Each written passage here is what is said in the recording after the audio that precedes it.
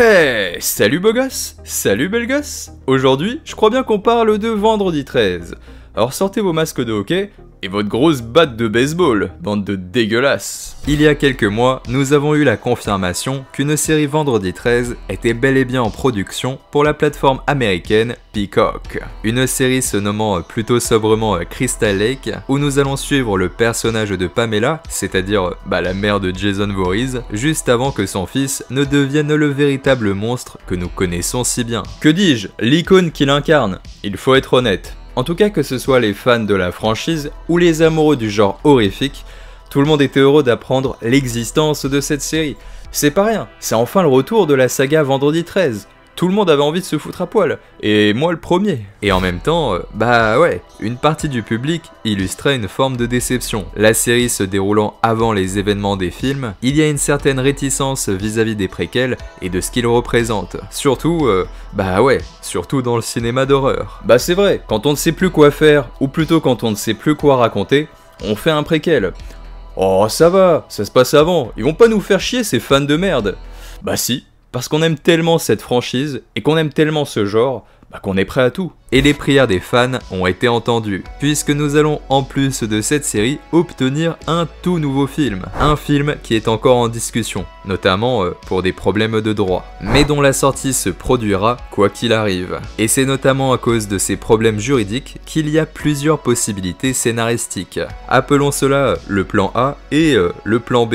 La franchise Vendredi 13 est engagée depuis plusieurs années maintenant dans une bataille juridique plutôt intense. D'un côté, nous avons le réalisateur du premier opus qui possède une partie des droits, et de l'autre côté, le scénariste se nommant Victor Miller qui en possède, vous l'aurez compris, l'autre partie. C'est pour cette raison que la franchise est au point mort depuis des années, pour des problèmes de droit entre ces deux personnalités. Soi-disant, ils n'arrivent pas à s'entendre, alors qu'il suffit juste d'aller en terrasse pour prendre un whisky, et même avec votre pire ennemi, logiquement, vous allez passer un bon moment. Petit conseil de pro ça encore. Mais le réalisateur du tout premier film, il a affirmé ces dernières semaines qu'il était en train d'écrire avec sa propre équipe un tout nouveau scénario pour un tout nouvel opus de la saga Vendredi 13. Difficile de savoir si cela représente un reboot ou une aventure se déroulant après l'ensemble des événements des films. Les seuls indices qu'il nous a laissés étant le fait qu'il cherche à retrouver le même type d'ambiance que les films originaux.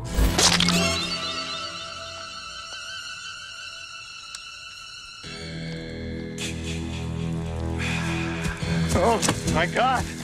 Le problème étant que la franchise est, comme je vous l'ai dit, séparée sous deux personnalités différentes qui en possèdent les droits. Donc s'ils n'arrivent pas à s'entendre, on ne pourra pas obtenir cette nouvelle adaptation. Mais c'est ici qu'arrive le plan de secours. Appelons cela le plan B dont je vous ai parlé un tout petit peu tout à l'heure.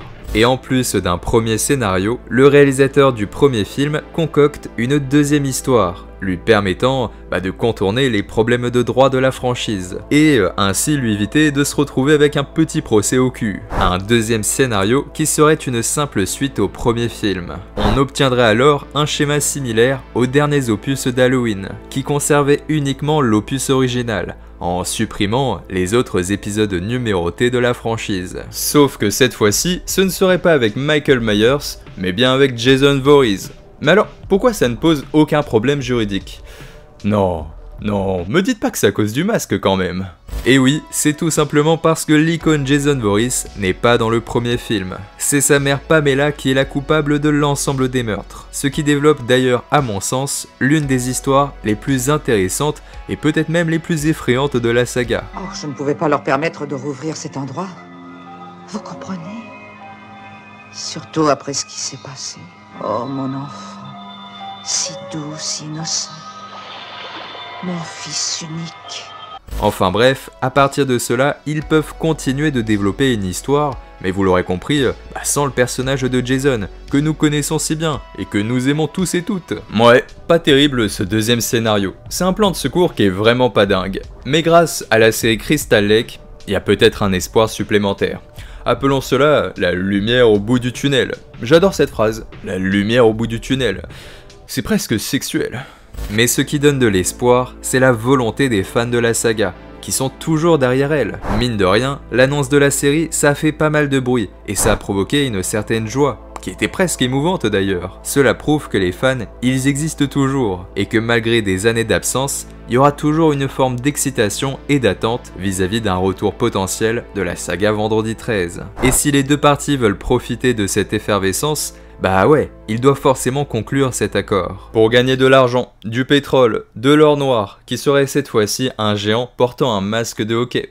Drôle d'idée de business n'empêche. On a rarement vu le réalisateur du premier film aussi confiant dans ses projets. Mais c'est surtout qu'il s'embête à construire plusieurs scénarios, et même, il l'annonce publiquement. Parce que ouais, en plus de l'annonce de la série, bah c'est vrai qu'on sent que les choses sont vraiment en train de bouger à Hollywood. L'industrie se réveille enfin pour ramener à la vie ces franchises qui sont si iconiques. Et quand on voit le succès récent au box-office d'Halloween, ou du dernier opus de Scream par exemple, bah c'est vrai qu'on a juste envie de leur dire une chose. Mais les gars, réveillez-vous, ramenez Vendredi 13, ramenez Freddy Krueger, mais qu'est-ce qui se passe bordel? À quoi sert ton million si tu prends perpète? À quoi sert ta franchise iconique si tu ne l'utilises pas? Et à partir de maintenant, j'ai envie de partir dans un fantasme complet, vis-à-vis, de ce nouveau film.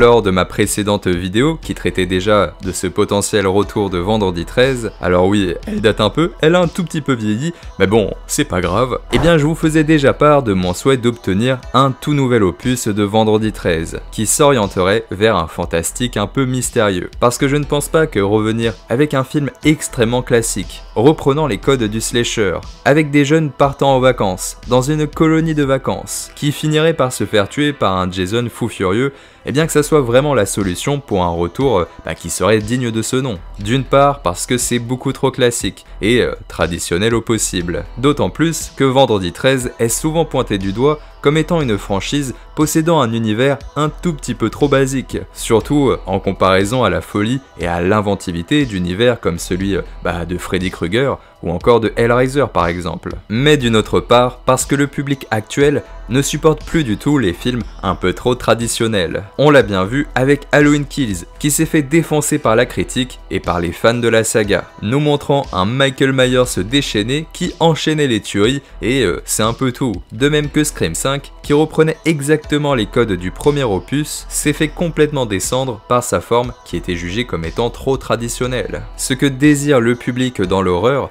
c'est des univers uniques et complètement rafraîchissants. Et pour ce faire, la saga Vendredi 13 pourrait opter pour une approche plus fantastique, et, disons-le, beaucoup plus fantasmagorique. Et pour vous expliquer cette idée, je vais reprendre l'exemple d'un film se nommant Mandy, où nous suivons un Nicolas Cage complètement déchaîné, dans une quête un peu vengeresse. Le personnage souhaite se venger de la mort de sa femme, qui a été tué par une espèce de secte un peu étrange. À mesure qu'il se rapproche de son objectif, le monde autour de lui se dégrade, comme si il plongeait dans une folie véritable. Alors qu'on soit bien d'accord, ces paysages complètement imaginaires représentent l'intérieur de son esprit, et évidemment le symbole de sa quête. Et si on le dit de façon beaucoup plus vulgaire, cet univers qui paraît fantastique, c'est tout simplement une métaphore. Alors loin de moi l'envie que le prochain opus de la saga Vendredi 13 parte dans un fantastique rocambolesque. Mais on pourrait obtenir une approche similaire au film Mandy, à savoir la représentation de l'esprit déchaîné de Jason Voorhees, modifiant le monde autour des personnages à mesure qu'il tue, et donc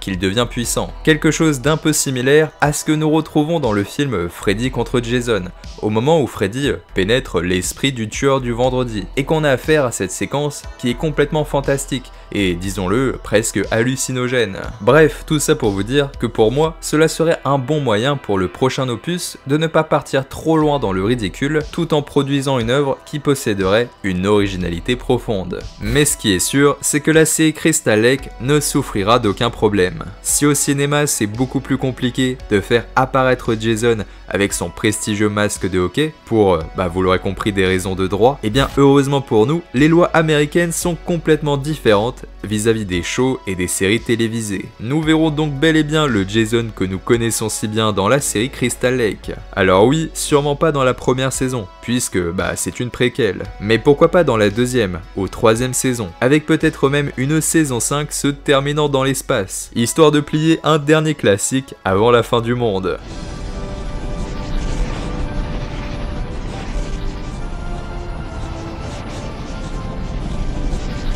Surtout pas, Mais s'il vous plaît, ne faites pas ça du tout.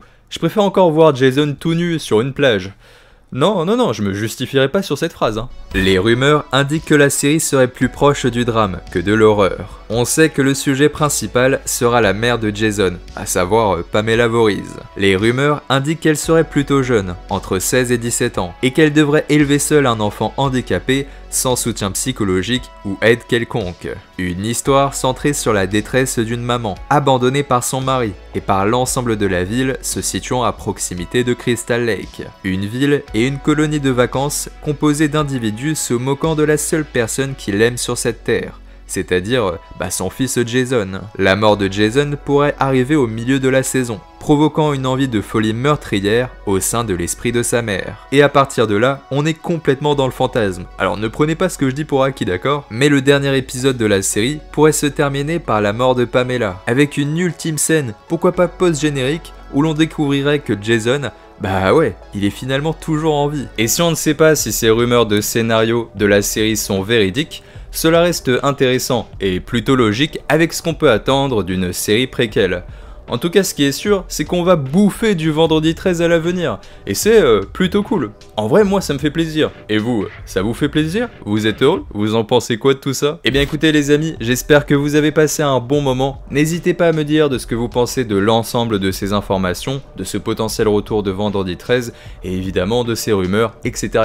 ce qui vous plaît le plus. Là, je suis vraiment curieux, parce que j'ai envie de savoir comment ils vont les fans de vendredi 13. Et est-ce que ça existe toujours des personnes qui suivent la franchise du bout des doigts? Je suis vraiment curieux pour le coup. Et je voulais juste faire une aparté un peu plus personnelle, mais je trouve que c'est vraiment dommage que ces franchises comme Vendredi 13, ou même Freddy, Les Griffes de la Nuit, etc., que ça soit pas revenu plus tôt.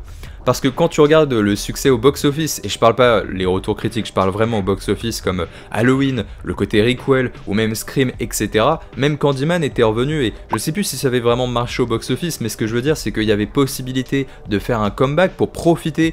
En ce moment, la culture de l'horreur au cinéma, c'est quelque chose, tu vois. Les films cartonnent, il y a des films presque tous les mois qui sont vraiment bons, et c'est ça qui est fou, c'est que on n'a pas eu le retour de ces franchises qui sont si iconiques, alors que Freddy, Jason, c'est peut-être les deux icônes les plus importantes avec Michael Myers, Ghostface et Leatherface par exemple. Donc c'est vrai que c'est dommage que ces franchises si iconiques, si importantes pour la culture, elles se fassent autant oublier qu'elles n'aient pas réussi à s'intégrer à de nouvelles générations, alors que pourtant il y avait vraiment quelque chose à faire. Et quand tu vois une série comme Stranger Things par exemple, la dernière saison, qui arrête pas de multiplier les clins d'œil à Freddy Krueger et qui s'inspire même au niveau de son scénario à l'histoire même de Freddy, putain mais c'est énervant, tu te dis mais c'est sûr que si Freddy ou Jason revenaient, ça pourrait cartonner si évidemment il y avait quelqu'un de talentueux derrière. Bref, j'en ai désormais fini avec cet aparté, j'espère que vous avez passé un très bon moment en ma compagnie. Si c'est le cas, n'hésitez pas à vous abonner, liker, partager. Vous savez comment on soutient la chaîne, si seulement. Et si seulement vous avez passé un bon moment, sinon vous avez droit de me mettre une petite gifle au niveau de l'arrêt des fesses, mais elle est loin d'être propre, ça je peux vous le garantir. Et puis on se retrouve bientôt, c'était mes Romains, j'espère que vous avez passé un très bon moment en ma compagnie. Mouah, ciao Ben et les amis.